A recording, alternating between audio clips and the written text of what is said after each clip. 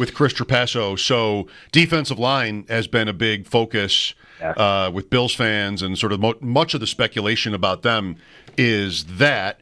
And also it seems like the right year for it, picking late in the first round. One player we talked about yesterday is Kenneth Grant out of Michigan, and I saw that he did some media today. He mentioned that he had already had a meeting with the Bills. So if you have a thought on him, great, but just the depth at D-line and just how it lines up for the Bills. It seems like it might really line up really well. It does line up very well. That is probably the strongest class in terms of top-end talent and depth. And ironically, edge rusher is probably the second best at that, in terms of top-end talent and depth in this class, maybe running back as well. But two of the Bills' top needs, I think they'll be able to have a lot of players that they like on the board when they're picking at 30. As for Kenneth Grant, I'm grading these players for the entire NFL. So I have Kenneth Grant graded a little bit lower. He's big. He's a nose tackle. He's not going to be a 70 pressure, 12-sack guy in the NFL. But I could see the Bills, especially picking at 30, just wanting a bigger body next to Ed Oliver. And then if that's the case, I wouldn't necessarily trash the grade and say, oh, my God, it's a D+. I have him graded in the 50s, and they picked him at 30. So teams obviously have their own boards that do factor in needs and just specific body types that I think they want. Kenneth Grant next to Ed Oliver would make a lot of sense. Grant 6'3", 330. I think he's going to test pretty well. Flashes of pass rusher ability, but he's really just a great run stuffer at Michigan that never takes a play off. So it for me, in a vacuum, I don't think he's the 30th best player in the class, but it would make sense for the Bills if they ultimately pick him there, because it feels like that's where his buzz is going to kind of land him range-wise in April. Who are some other players let's stay on defensive tackle for now, or defensive line, because edge is it's kind of its own separate category. Like sure. Shamar Stewart is a guy that I feel like has a tremendous athletic profile, but is he the guy? I might be commingling players here, but is he a guy who just hasn't had a lot of production, even though he looks like he should be just murdering people? Yes, he looks like a chiseled tight end on the field, and he is going to, when it comes to the workout, when the official measurables are out, he's going to look like a number one overall pick. Like I think he's that big of an athlete. He was a huge recruit. He played at Texas A&M, and you watch him on film, and you see, oh my God, the first step at on the edge or when he's reduced inside is like unbelievable. You're thinking this guy's going to be a top 10 pick. When it comes to the pass rush moves to beat blockers with his hands, not really there. He rushes kind of high because he's tall. He's like 6'6", 280, 290. Doesn't have a ton of power yet. But we know that Greg Rousseau was not a finished product and was very young and had 1 year of experience at Miami.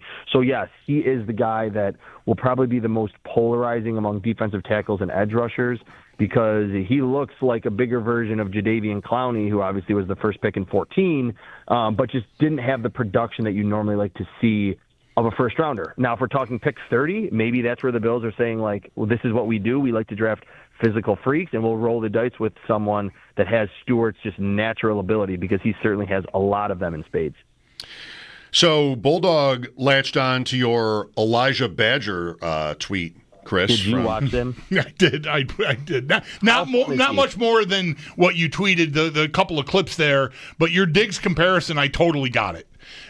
Because the way he moved, the way he created space for himself, I thought and footwork-wise, I could see Diggs in there. Yeah, so fortunately, and I'm very grateful for this, I have access to all 22 college film, but there is like a 6-minute, now it's just highlights, so don't go crazy, any of the listeners. There's a 6-minute YouTube like highlight reel of almost all of his catches. He only had 39 of them last season, but they went for like 800 yards. He averaged like 20 yards a catch. When you watch it, tell me you don't see Stephon Diggs in terms of his movement skills, the way he beats press at the line after the catch. He has really strong hands, very natural hands catcher, and he's someone that is not generating a lot of buzz, but was a huge transfer portal guy. He was awesome at Arizona State in 22 and 23, was a big get for Florida, and didn't have crazy volume. But when you only have 39 catches and you're still invited to the combine, it shows that teams have seen your film and know that he can get open and really is a complete wide receiver. So if the Bills go D tackle and edge and all address those positions earlier in the draft. If Elijah Badger, third, fourth round, I think he would be a great addition because he has speed and can play on the outside. How many receivers go by the end of round 2? We've got a small handful in the first round like ever, although nobody's talking about the class like it's as good as recent years. But McMillan is what, top 10 and then 2 or 3 more? Is there a flood of receivers going on day 2? I wouldn't say like a flood of them.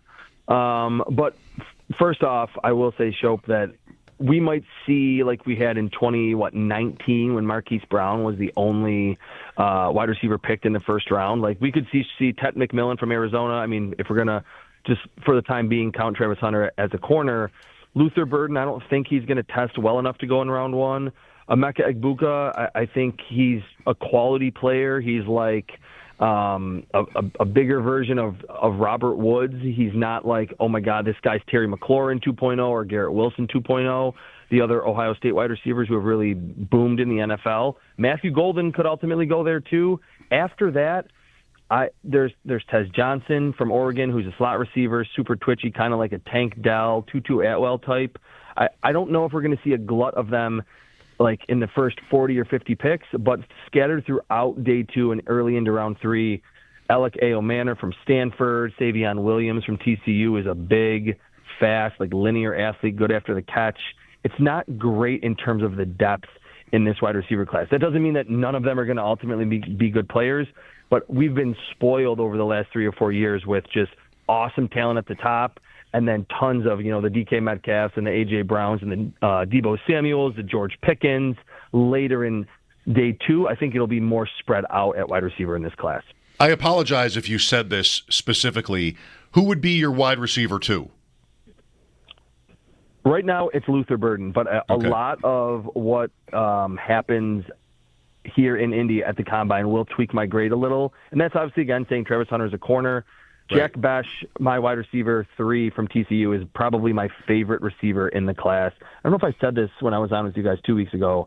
My comp for him is Puka Nacua. Like he gives me those same vibes of just he will catch any pass, whether it's in traffic, whether he's getting hit. He's great after the catch. He played on the perimeter. He produced at a high level, like as a freshman at LSU. Then he transfers to TCU, goes over 1,000 yards with bad quarterback play last year. Jack Bash is one that's a really fun watch, along with the guy that Bulldog and I seem to like, Elijah Badger at Florida. A TCU receiver. What could go wrong? Jalen Reagor, Quentin Johnston. I get it. Yeah, but heard a lot about him, for sure. Very good. Chris, enjoy the rest of your time there. Thanks for today. All right, guys.